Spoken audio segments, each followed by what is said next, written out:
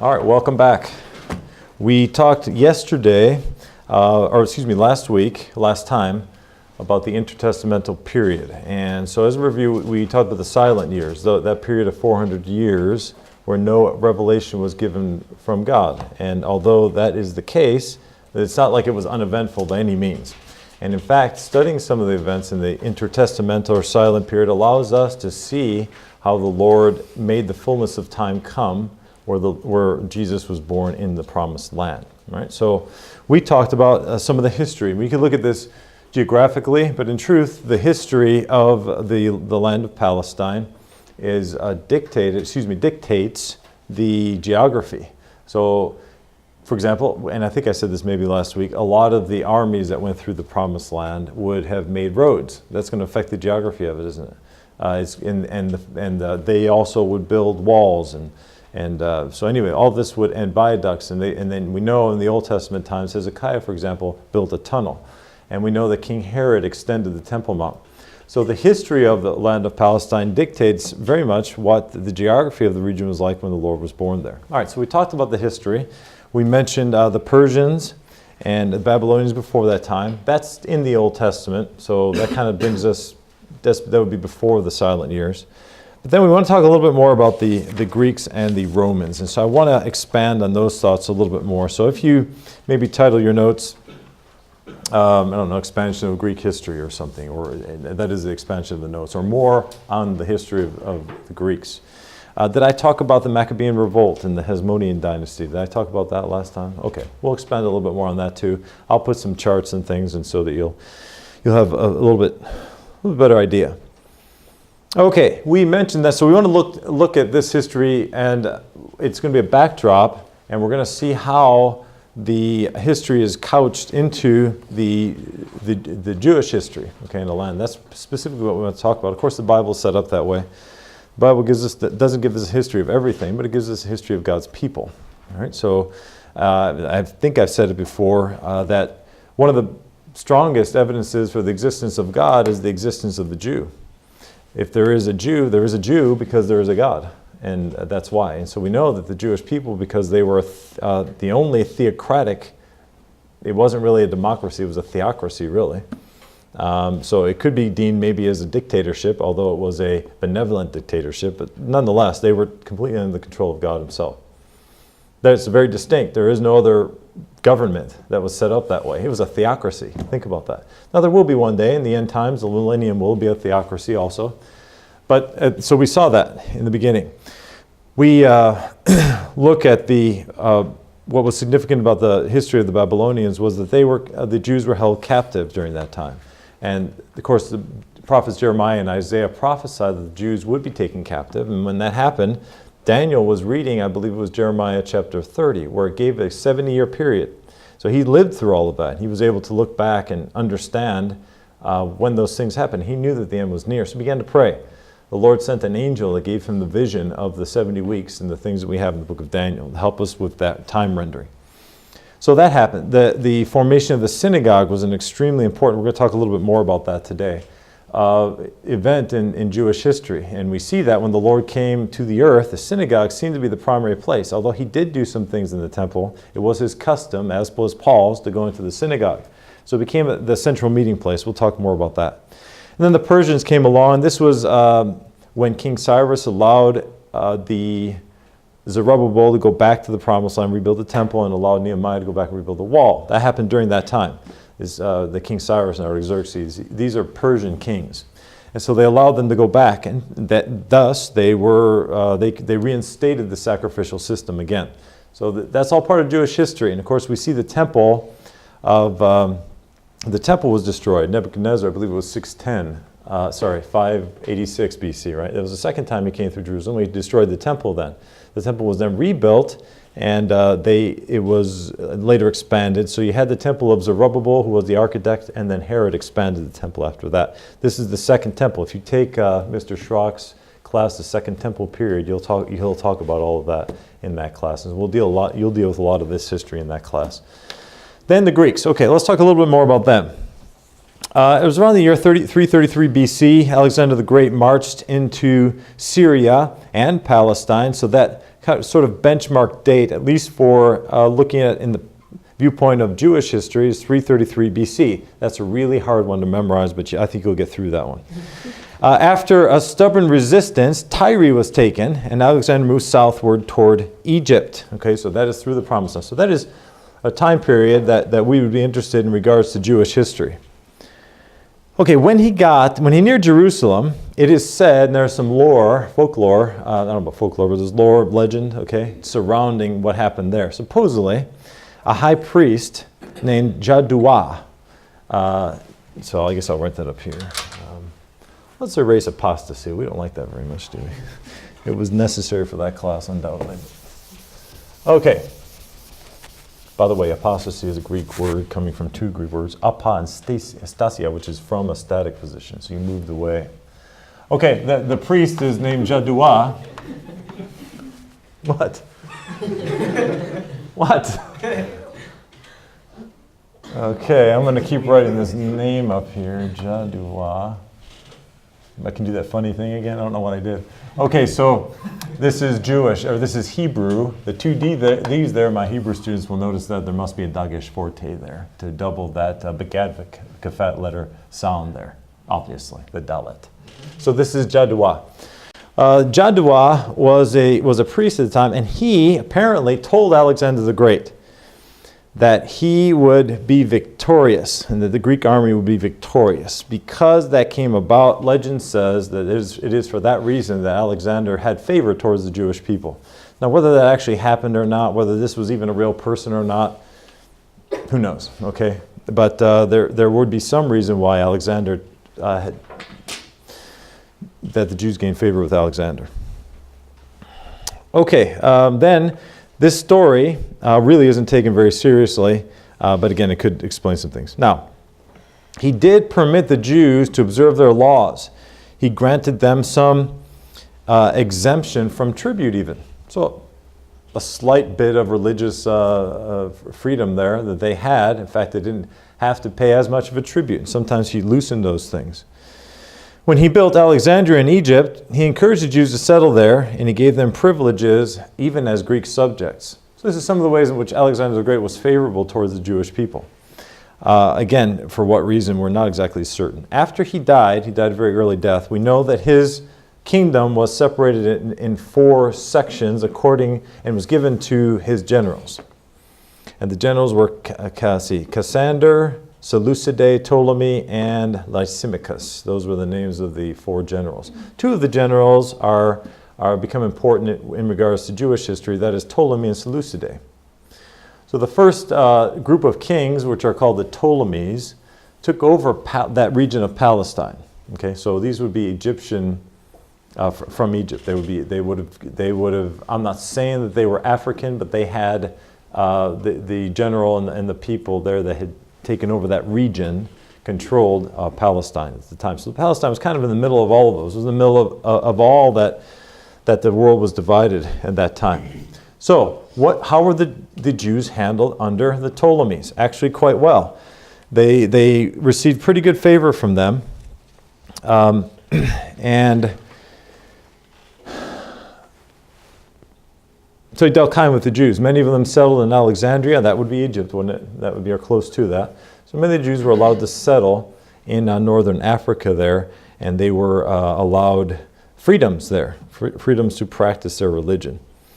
And so Alexandria then became a very important center of Jewish thinking and education. Unfortunately, kind of fell into what would be a liberal sort of mindset, and it actually became a very liberal place. But at any rate, the Jews were allowed to have lots of freedom there. One king in particular, Ptolemy II. I can't remember if I mentioned his name last time. He's also known as Philadelphus. Did I mention him? Okay. He was a Ptolemaic king that was favorable towards the Jewish people. In fact, a very important event happened at that time. All right, so the Greeks, I should have probably been putting this up here. So, and then secondly was the Ptolemies, right? Ptolemies.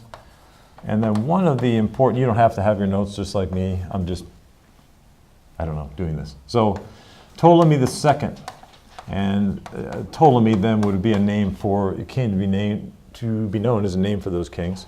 And one of them, then they would put kind of a second name to distinguish him from the other Ptolemies. And his was Philadelphus. Okay, the love of brethren, right? Philos adelphas, two Greek words there. And so he's the love of the brethren. Now, a very significant event that happened during the reign of Ptolemy II, or Ptolemy Philadelphus, Adelphus, would be that the Septuagint was translated. Okay, so the Septuagint was translated during the reign of Ptolemy II Philadelphus. Now, what is the Septuagint? Septuagint is otherwise known as the LXX, or which means 70. Okay, what is the Septuagint? Anybody know what that is? At least can name the languages that are involved there. The Old Testament was translated into a language. It's not real hard. This is pretty easy. From Hebrew into Greek. Yeah, from Hebrew into Greek. Okay. Now, why is that important? Because the Hebrew language is very sacred to the Jewish people. This shows the strong Hellenization of the Jewish people. What do I mean by Hellenization? You may know that. I'm trying to keep you awake here a little bit and trying to pick your brain too at the same time. Remember, the blood flow is going to your stomach, so we got to kind of defeat gravity and send it back up into your brain again. Mm-hmm. Assuming you have one. I'm kidding. I'm just joking there. There must be some kind of neuron firing after all your blinking and breathing. So what, I don't even remember what my question was. Yeah, what does that mean? John? The Greeks would come in and try and impose their culture on people. Yeah, so it's the culture, yes, exactly. It's the Greek culturalization, if you will, or the infusing of the Greek culture, be Hellenizing, okay? So the Jewish people became very Hellenistic. In other words, they tended to incline toward the Greek culture, became very Greek culturally speaking, right? So it'd be like somebody going to another country and absorbing their culture, and that culture becoming theirs. So in that very similar fashion, the Jews ended up being that way. So much so that the scribes, it's believed to be 70 because of the Jewish elders that translated it. So much so that they thought it necessary to translate it from Hebrew into Greek. Now, Hebrew was something that, even to this day, is very sacred. An Orthodox Jewish person considers their language a very sacred language. And it is, certainly. I would agree with that. It has been around, it is the most ancient language, I think. And so, in fact, when the Bible talks about that he will restore unto them a pure language in heaven, I think it's going to be Hebrew that we're going to be speaking. So you got to get a head start there. I don't know if you knew this, but in the formation of our country, I think Benjamin Franklin suggested that Hebrew be the language of America when it was first founded. I think that was a suggestion. He also suggested that turkey would be the national bird. But at any rate, neither of those things ended up happening. So, the Septuagint. So you see the significance of this event shows the history of the Jewish people and how they were kind of moving toward a foreign sort of culture. Now that's going to become very important in just a little bit. Okay, so remember that. So, and then after that time, another general was Seleucid, and those generals those generals are called the Seleucids. All right, so they then took over the Promised Land, and so the Ptolemies and Seleucids were dog and cat fighting all the time, and they would try to take them from them, and until eventually they did, and then after they took it, they tried to take it back again, and it was a source of heavy fighting and conquest for many years. The Seleucids then the Jews didn't have so much favor underneath the Seleucids as they did under the Ptolemies and the Greeks, for that matter. They were treated oftentimes very unfairly. These were from the north, and we know that the north of Israel that's where Syria is, and Lebanon to this day, and so they still have problems to the north there. So the northern region of Palestine is very, very unsettled there, or at least a lot of fighting and a lot of problems. The borders it's a tight border. Okay, in fact, that's where the Golan Heights were, and if you know anything about that history, they had there, I think it was the 6-Day War there. It was up towards the Golan Heights, and still some of those pits that they fire from, you can go there and visit those things. And if you look down in the valley there, the Golan Heights are called that way because there's mountains there. But if you look down in the valley, you'll see UN tanks and all of that still to this day. They're trying to preserve that border. So it's a very troublesome border. And it comes from way back in ancient times with this northern region. So I think Hezbollah is the Muslim contingent to the north, which would be Lebanon, that fires missiles every once in a while. And so that's Hezbollah. Okay, so this started way back when. One of the kings that kind of rose to prominence and would be considered infamous, not very famous, but infamous, is Antiochus VI. Okay, and otherwise known as Antiochus Epiphanes. As you might guess, Epiphanes is two Greek words. Isn't that something? Epi and phanos. Epi means from above, and phanos, manifestation. So this guy thought he was a manifestation from above. It's a bit prideful, don't you think? Slightly. I am a manifestation from above. So we might use in our verbiage, we might say, wow, that was an epiphany. In other words, that thought was divine. It was a great thought. So we kind of use that term. At least I've heard it before. This is where it comes from. His name was Antiochus. It doesn't come from him, but it comes from the Greek. Antiochus VI, Antiochus Epiphanes. Now what happened was, in the Promised Land, they had a civil war. Let me go through some of the things that led to Herod actually taking over the Promised Land, okay, eventually. So this is a Seleucid king.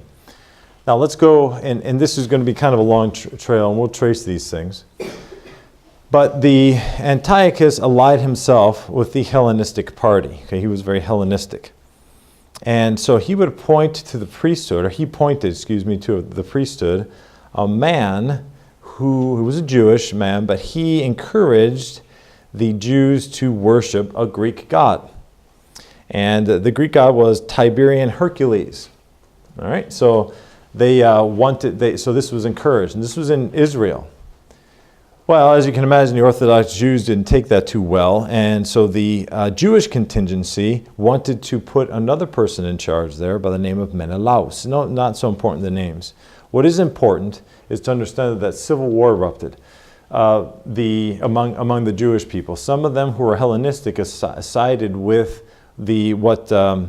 Antiochus, I said the sixth, and I was right the first time. It's the fourth. I'm sorry about that. VIIV, okay.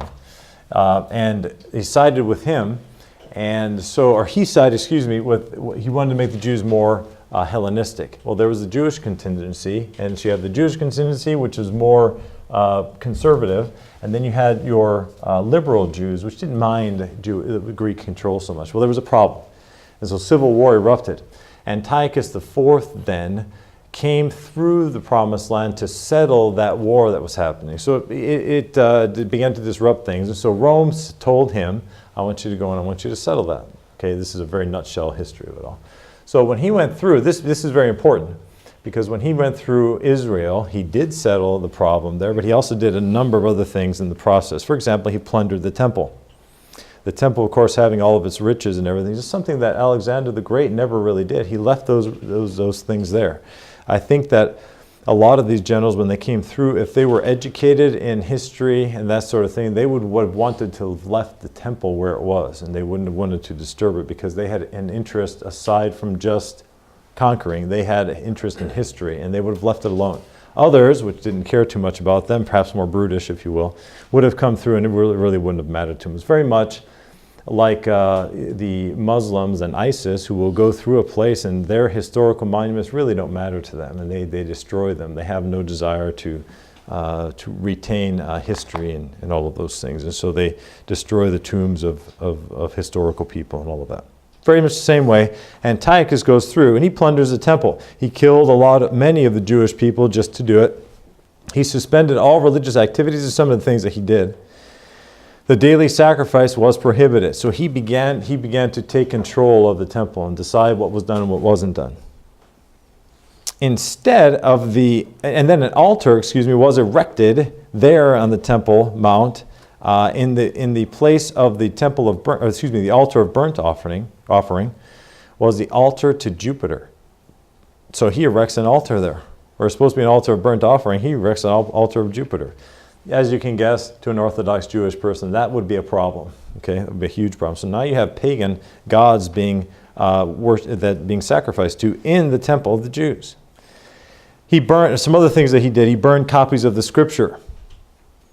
He forced Jewish people to eat swine's flesh, bacon, I guess, all right, or whatever, pork.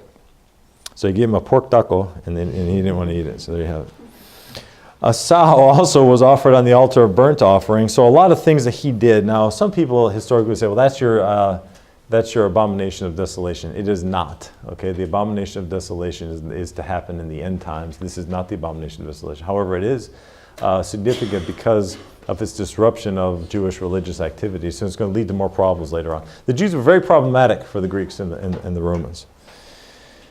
Okay, so amongst all of that was happening, and the civil war among the Jewish people, and also the Greeks wanting to infuse their culture to the Jewish people forcibly at times, the Jewish people were looking for a champion, a David, if you will, Solomon.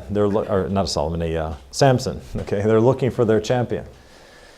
Well, in the town of Modin, now did I mention that? Did I mention the Maccabean Revolt and Mattathias and all that? I think I went through that last time. Okay, so this is what happened pretty much in this time. I won't rehash all of that, but suffice to say that the sons of Mattathias, which are three, remember the names of the three sons of Mattathias. This would have been last lecture, I think. I kind of want to make sure you have it in your notes, if it's there. Judas is one, yep, Maccabee, God's hammer. Who else? Yep, Jonathan and Simon. Everybody have that? If not, I'm going to put a family tree. Okay, that's all right. So let's look at the Maccabean Revolt a little bit more succinctly. Now, if you already have these notes, that's fine.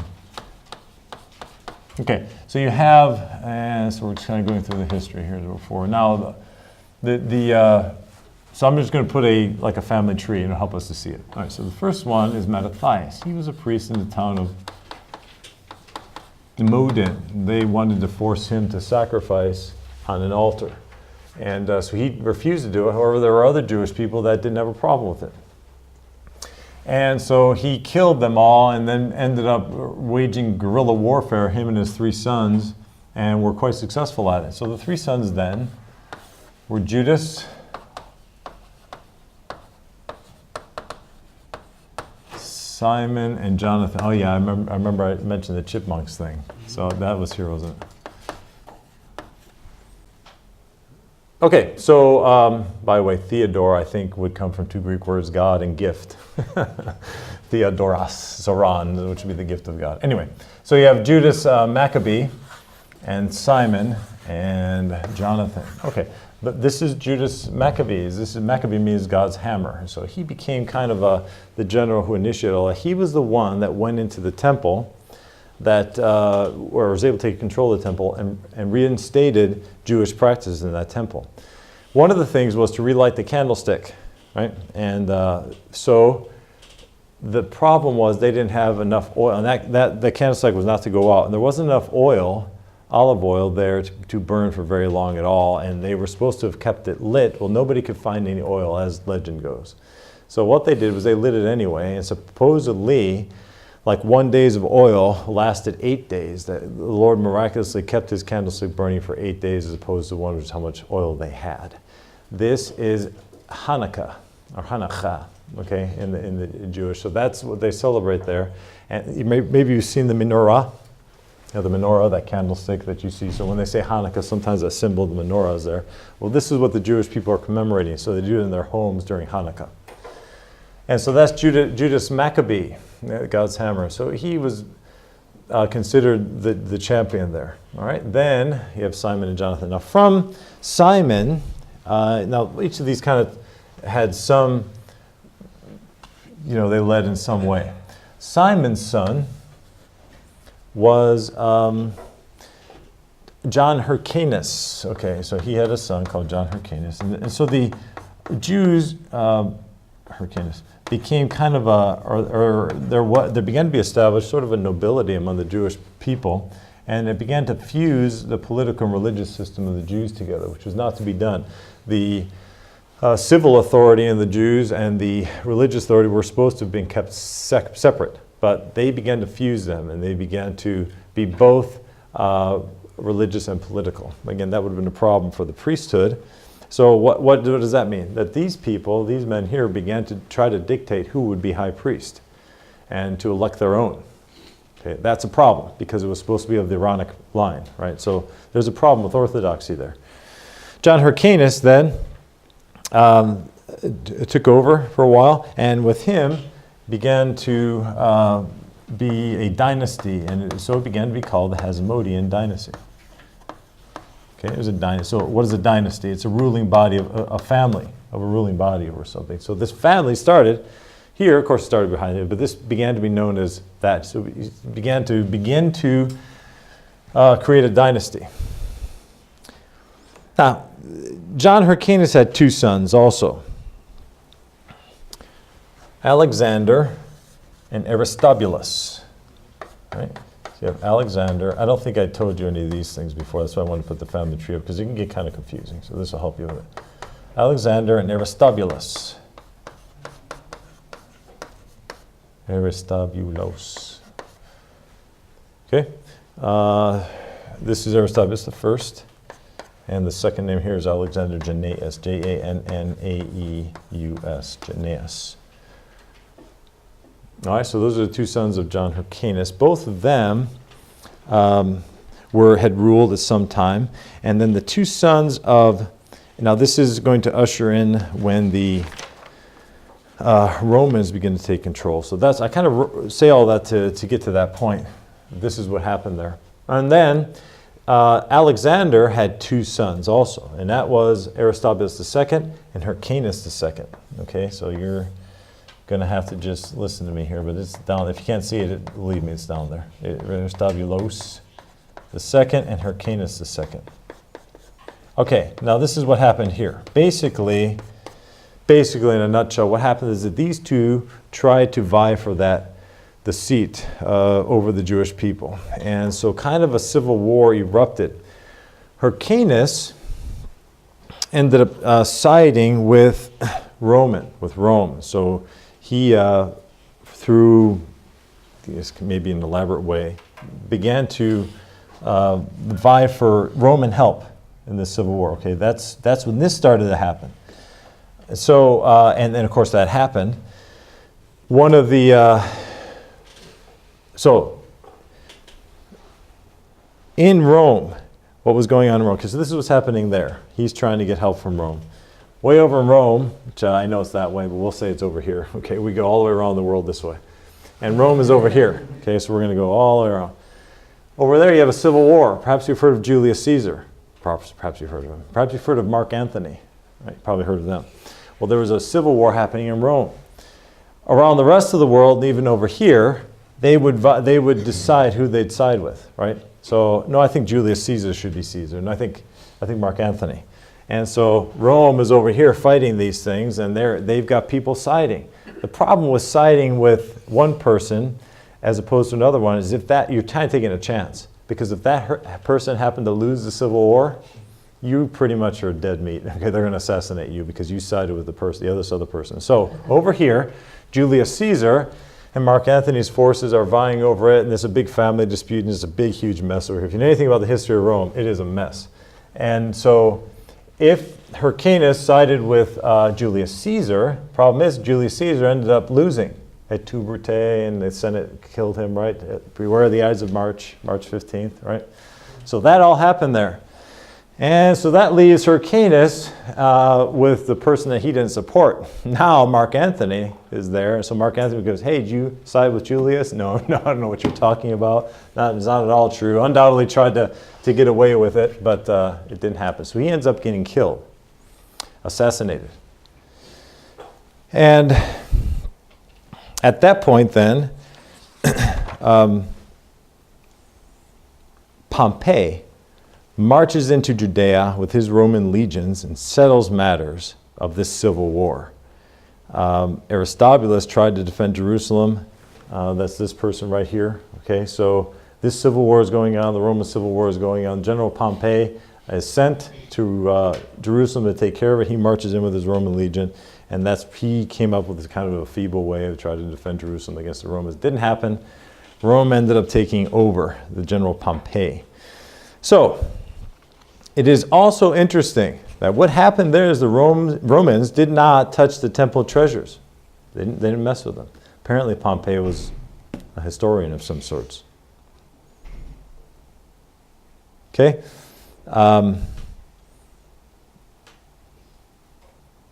Okay, so this is what's happening among the Jewish people. There is another thing. It gets really complicated. I don't think I'm going to go any further than that. We'll just leave it that way. There's more names I could throw into the mix, but I'm not going to do that. Let's just leave it that way. But suffice to say that what ends up happening is that Herod ends up taking that throne. See, his father was Antipater. Was his father. He was here involved in the rulership of Rome also. So Rome had its rulers over the Promised Land. They allowed other people to have some rule too. Kind of like a president, then you have a governor, okay, that kind of thing. And so they allowed it for a time. And Rome decided that when Pompey came there to end all of that. And Herod was the son of Antipater, which through flatteries, okay, through his way of speaking, he was able to take the throne, or at least not the throne, but the rulership over Judea. All right, now that man Herod was, of course, there are lots of Herods in the Bible, and again, these were the ruling body over that time. They had the favor of Rome at that time, Mark Antony, if you will, at that time, and whoever took over after him. Of course, that didn't last very long. But he had the favor of Rome. In other words, Rome allowed him to be able to rule this area, as opposed to any of these men who are now gone. So the Herods then began to rule. Now, do they come into importance and prominence in the life of Christ? Of course it does. And in the life of and in the beginning of the New Testament, yes. Okay, so, now what about this Herod? Oh, you're going to find that he's a fine, upstanding citizen. He is just the symbol of purity, and you can just depend on him. Not. So he was one of the crudest and cruelest rulers of all time. You might want to say, in what way? Well, the fact that he murdered his wife and 2 sons might add to the cruelty in his life. That might, unless your level of cruelty is far worse than that, in which case we've got more things to worry about. But he kills his wife because I think she probably wanted to take his throne, or he suspected that, so off with your head. His 2 sons the same way, off with your head. Okay. I remember a Tom and Jerry episode where I used to say that. They were trying to keep the king he was trying to keep him from waking up. He wanted him to be sleeping because they were having their cat and mouse antics. And so the king would wake up and go, off with your head, like that kind of thing. And then they put him, he was playing the violin, and he used the stick to close his eyes again. Anyway, so that's where off with your head comes from, at least in my mind. Okay, so another thing that kind of, I had a sordid childhood. At any rate, I digress. How far shall I digress? That is a question. Yes.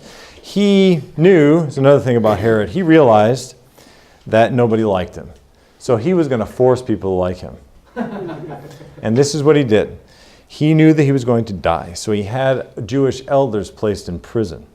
So that at the moment that he died, all of those elders were supposed to be executed. So that people would be sad. At least somebody would be sad during that time. If not for his death, over the death of somebody. But bless God, somebody's going to be crying around here. That was his idea. Yeah, he's whacked. He's crazy. And the other hand, he had brilliant architectural things done. I mean, he was a builder of fortresses. Hasmonean, which is on a hill in Jerusalem, which is supposedly his grave. Masada, you've heard of Masada. Also extended the Temple Mount. So he did a lot of, in fact, in Israel, he's considered in a positive light. So he was also, of course, the king who was responsible for the death of the innocents when the Lord Jesus came and he killed everybody from 2 years and younger. That was Herod the Great. Not considered great because of his morality in any way, but because of his the things that he built. Okay, so that all leads up to, and of course, that would lead up to the giving of the New Testament. Okay, so that's a little bit more on the history there. I wanted to kind of make it more succinct. So we had a good base before we begin things. Okay, now, that's what's going on politically. All right, religious development. So what happened religiously among the Jewish people before the coming of the time of Christ? Well, very, very, very significant things. I'm going to try to relate to you how important these things are. Hopefully I'll do a good enough job of it. One of the things we want to put underneath these notes here is the synagogue. Okay, so let me try to explain this. All right, you're going to want to be able to explain this to me also. All right, synagogue. What is, actually that's not a Hebrew word at all, it's Greek, but synagogue. You may have heard of the term pedagogy. If you're an education major, you've heard of that. What is that? Teaching children, right? Okay, so gog, this root has to do with teaching, right? Syn is together. So basically a synagogue is a place where they meet together to teach. That's what it is, okay? Gathering place for teaching, or just a place of gathering. That's what it means. Okay, now, the synagogue. This was the local meeting place for the Jews. It'd be likened to our local church, as it were. It's just that we don't have a temple. Okay, that is very distinct with Judaism and Christianity. Judaism was done away with. I think one of the things that God certainly said, or made a very strong statement with the destruction of the temple in 70 AD, he was basically saying, I'm done with Judaism. In Acts chapter 2, when the Holy Spirit descended and the cloven tongues of fire and the miracle happened in Acts chapter 2, I think there was God was saying, I'm putting my stamp of approval now on the church. And so in the intermittent period, until he comes back again, the church is God's institution. Before that, it was the temple. That's why we don't celebrate on the Saturday, we celebrate on Sunday. And I think that the New Testament church in the book of Acts set that example for us, also because we're commemorating the resurrection. So a lot of things were changed. A lot of things were done differently and were to be done differently. So the synagogue. Now the synagogue was a local meeting place. The temple was still standing. But what happened among the sentiment of the Jewish people, and I'm going to take you from, I think you probably know this, is that sometimes what the political high-up people think and what the people think are not the same. Just look at the Republican Party, for example, okay? What the hierarchy is thinking, what your base of Republicans are pretty conservative, the hierarchy is not. So there's a problem there. Well, the Jewish people had been taken into captivity. They had a lot of problems historically. A lot of, I say problems, just tough things happened historically. If you talk to Jewish people now, they'll tell you all the things that they were allowed to go through, and they don't have their temple now, so they have to develop some sense of religious practice to maintain their Judaism, okay, and their language. So, when they were taken, nobody really knows when the institution of the synagogue actually happened. We do know that in the Lord's time, if you know anything about the Gospels, you know that it was a pretty important place. The synagogue is where they met. That's where Jesus went. He taught in Mark chapter 1. Is it here? Let's see. Yeah, look at, no, it's not there. Yeah, I'm not going to be able to find it now. Here we go. 21. Yeah, 21. There you go. Very good. And they went into Capernaum, and straightway on the Sabbath day he entered into the synagogue and taught. So this is the Lord. What was Paul's method? He would go into the synagogue. Okay, so the synagogue was a place that seems to be a fairly prominent place. We know that that's where all the instruction happened. And so people were taught to Judaism in the synagogue, without question they were. The rabbis, the teachers were very, very highly respected people. And so you used the term rabbi, and that was very, very respected. Much more than what the word teacher for us is. It takes a different level. So to the Jewish people, it is the teachers, which would be the rabbis, which to a large degree were scribes, that became very, very important people because they, to the people, preserved Judaism. These are the people that did it. It gives us our distinction. They lost that distinction when they went into captivity. And so they, with Ezra and Nehemiah and the Jews coming back again, they wanted to regain that, or to maintain, that distinction, even though they were in captivity. So they would form colonies, and you can go, even in the Promised Land, they would form colonies just wherever, kind of like the Amish do, where they would go and they would form their colonies. And these colonies were called kibbutz, and that's what the Hebrew word for it is. And so even during the World War II time and all of this, there were kibbutz in the Promised Land where pockets of Jewish people would stay. Well, this happened also in Babylon. They would get together. The thing that they preserved was their language. It's really remarkable, I would say, almost a miraculous thing, that the Hebrew language was preserved through all of that. I mean, what people would have lost their country, been dislocated, and then come back together again and still maintain the language that they originally had? It's really a remarkable thing. It's unprecedented. So to not lose that, they had to have something that they would agree was what makes us Jews. All right. So if you've got the temple there, it's obvious. If you visit the temple when you're supposed to and you abide by the Old Testament religious practices, you're a Jew. If the temple goes away, there's a problem, isn't it? What was the Mosaic law dependent upon? What was the Levitical sacrificial system dependent on? A temple. Okay. If you don't have a temple, and does it have to be in that place? Yeah, the temple can't be anywhere. It had to be in Jerusalem. So if you don't have a temple, how can you abide by the Levitical laws and rules? You can't do it. Okay? So that's kind of where Judaism is today. So throughout this history, instead of having the temple necessarily to go to, or even to have to meet locally so that these pockets of Jewish people would still teach their language and train their young people to be Jews, in comes the synagogue. Okay, that's how they did it. It would be kind of like the center of their communities. And so it would be a central meeting place. We went to Nazareth, and there are synagogues, or at least what they think would look like a synagogue, and they reconstructed it. Anyway, they would meet there, and there was a certain way that the synagogue was set up. My goal isn't to go into all of that just right now. But I'm trying to give you an understanding of how important the synagogue became. So instead of So the fact that there was no temple for such a long time, and couple that with the fact that the Jewish priesthood was corrupt, okay, then that people stopped trusting so much in the temple. So then the synagogue then started to raise in importance. So again, you have the hierarchy of the Jewish people. They're still the temple people. Okay, that's Judea. That's that region. When the Lord was ministering, the people that he ministered to, the Jews that he ministered to in Galilee, were far different than the Jews that he ministered to in Judea. The ones in Galilee, to a large degree, listened to him, and he had success there. He didn't have a whole lot of success in Judea. Okay, but that's where the Jewish hierarchy was. And so they tended to be more political, tended to be more highbrow, tended to give themselves over to fame maybe, or whatever, riches and that sort of thing, where your everyday people, which is your contingency of Jews, didn't think that way. And in fact, they were taught in the synagogue that obedience to the law and obeying Moses' law. So they're taught all these things from when they're young and in their homes. And then they come to the temple and they see the atrocities that are happening in the temple. Was that true during the time of the judges? What were the sons of Samuel doing at the temple? Okay, unspeakable things really, okay, including immorality.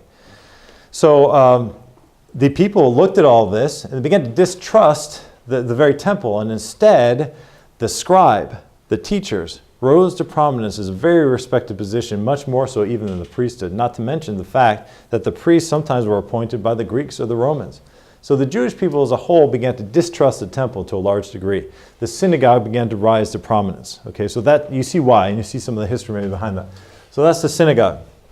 It's a gathering place, a meeting place. Again, some say it originated with Moses. You know, it's not really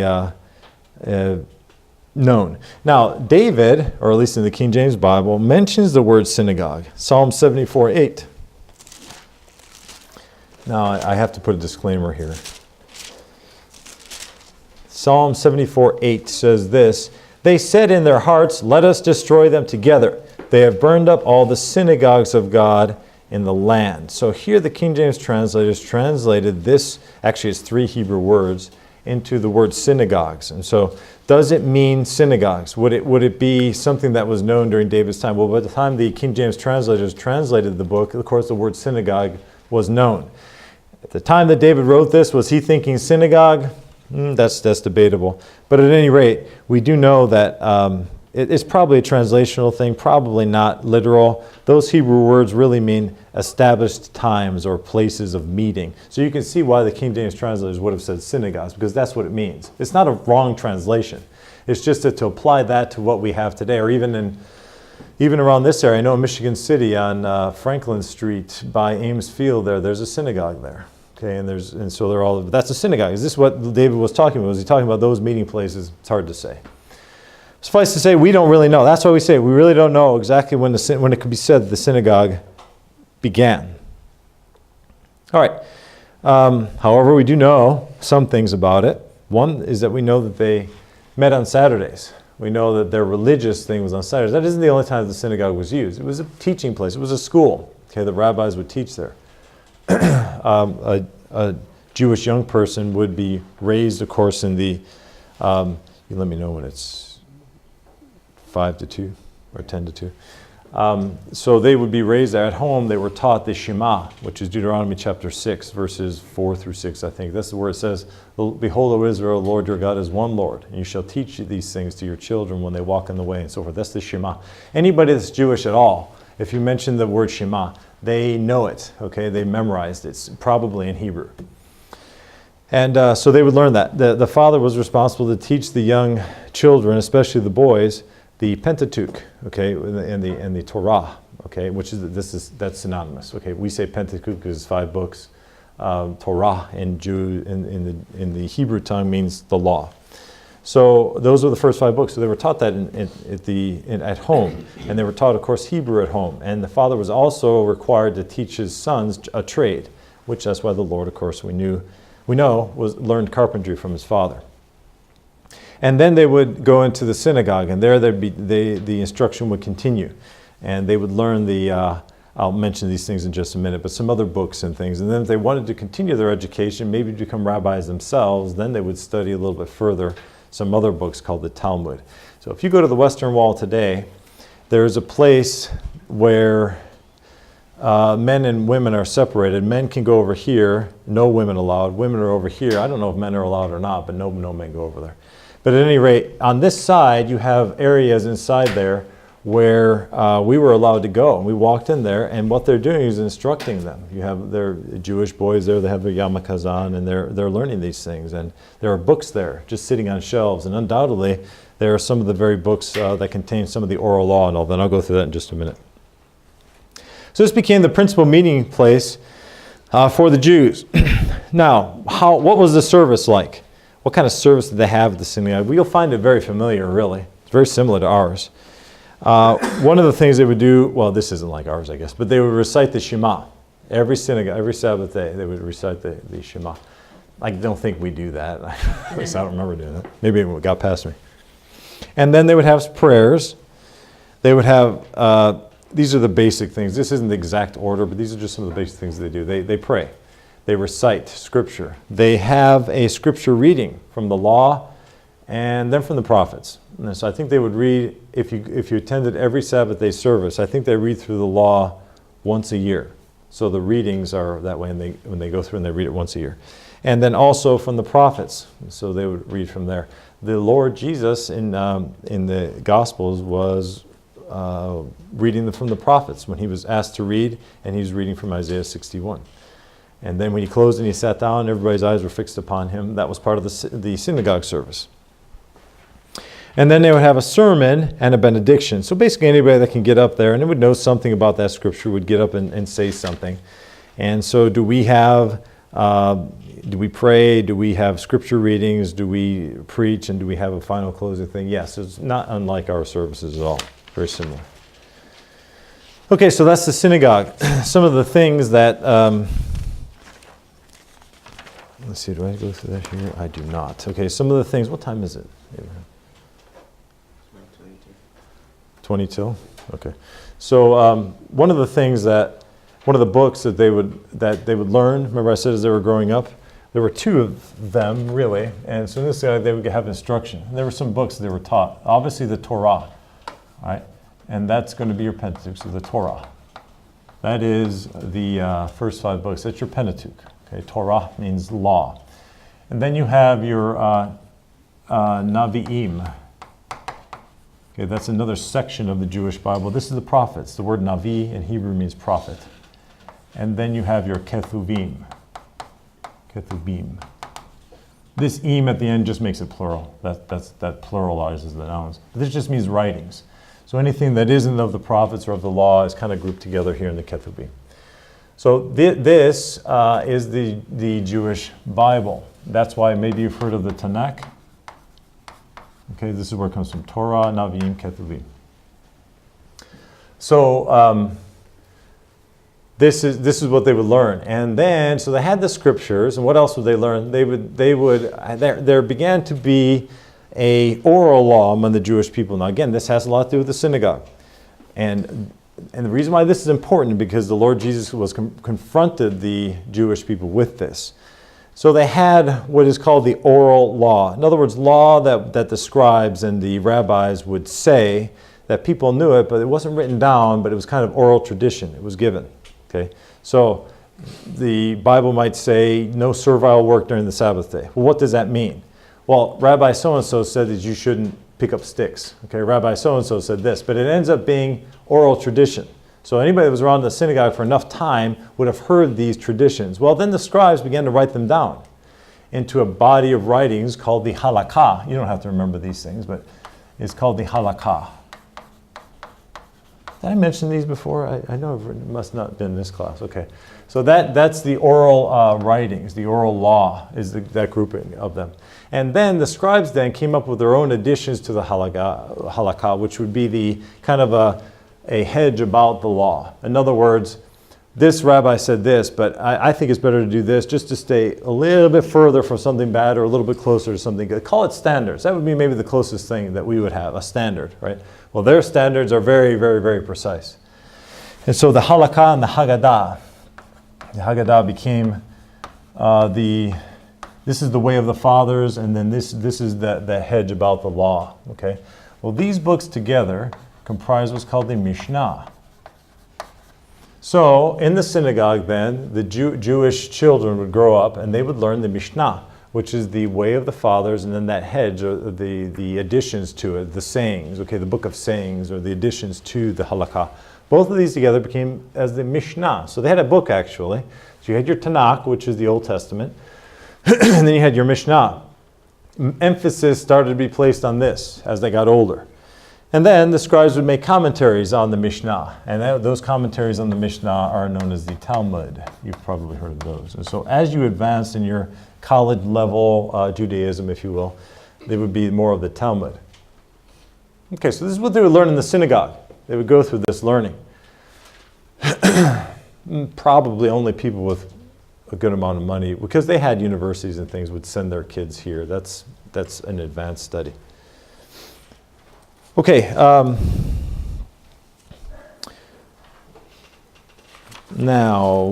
This should be pretty quick.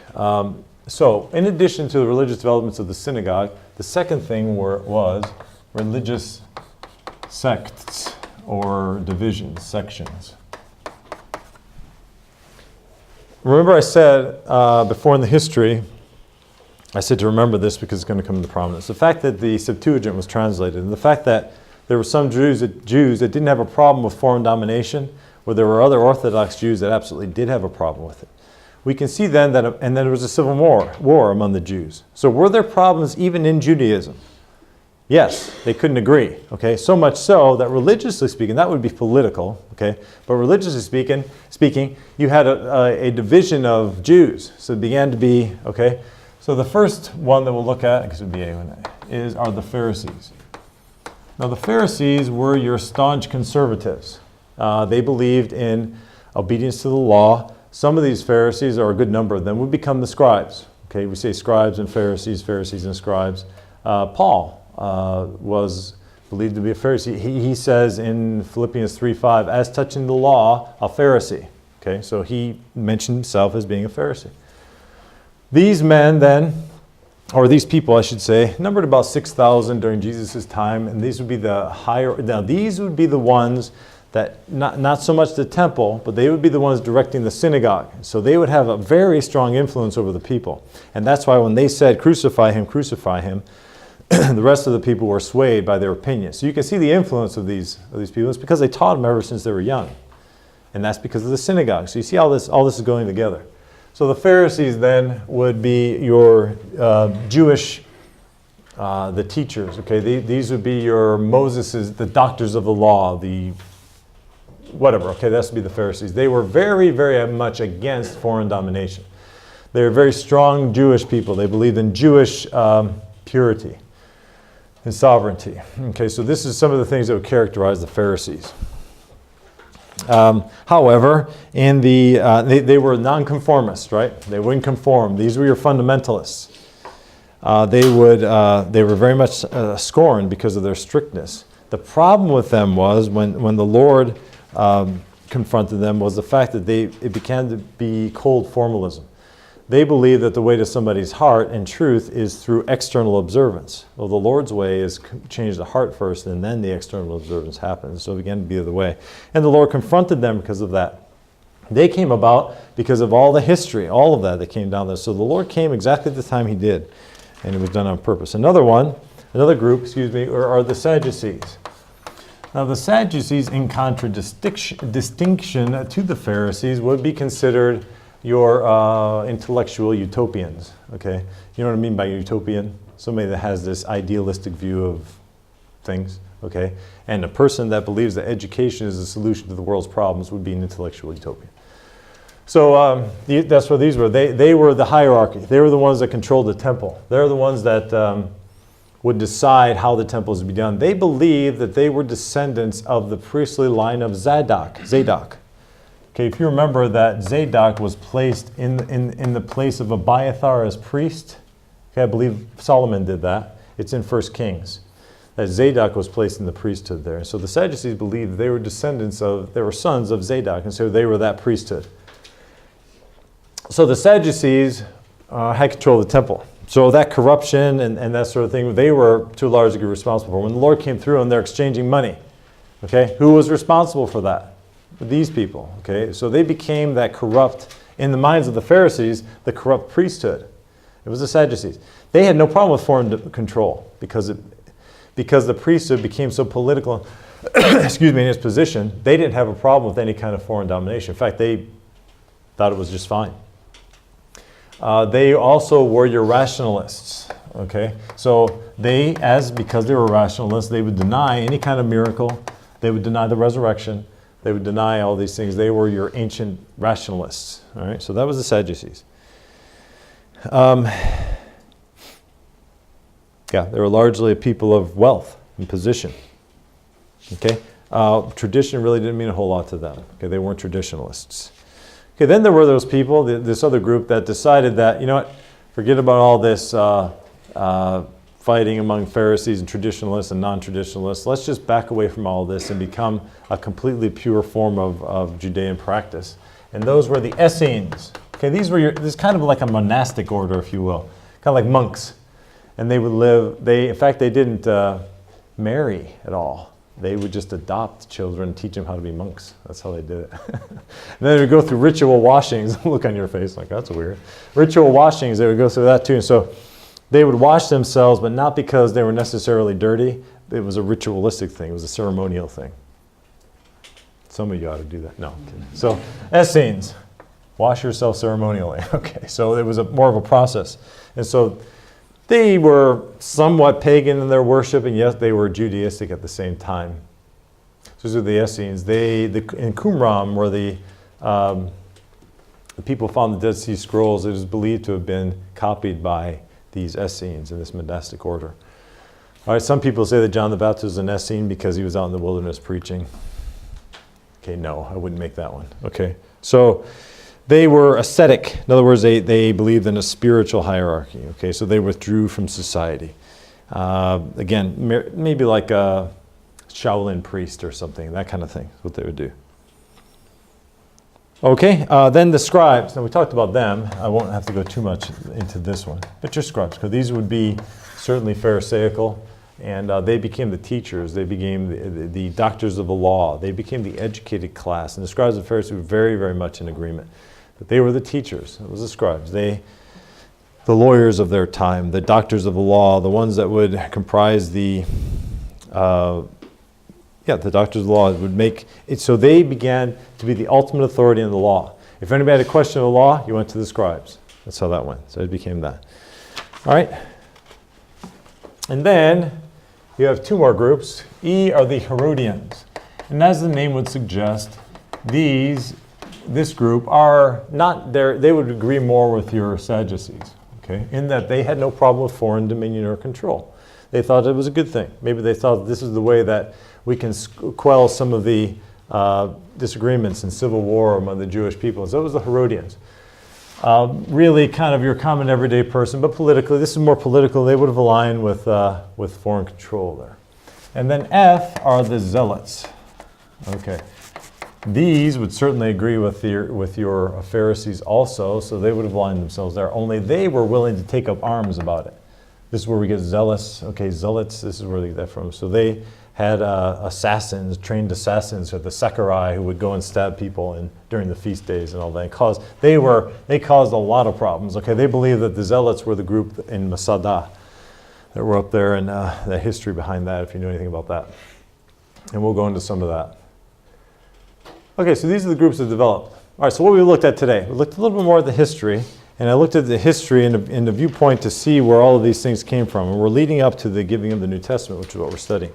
And then the religious sects that were developed during this time, these different groups that came out of. So religiously, politically, the Lord was born into a world that was under a lot of upheaval, or who had gone through that. And the Jewish people and their practices were forged, certainly by their beliefs and by their history.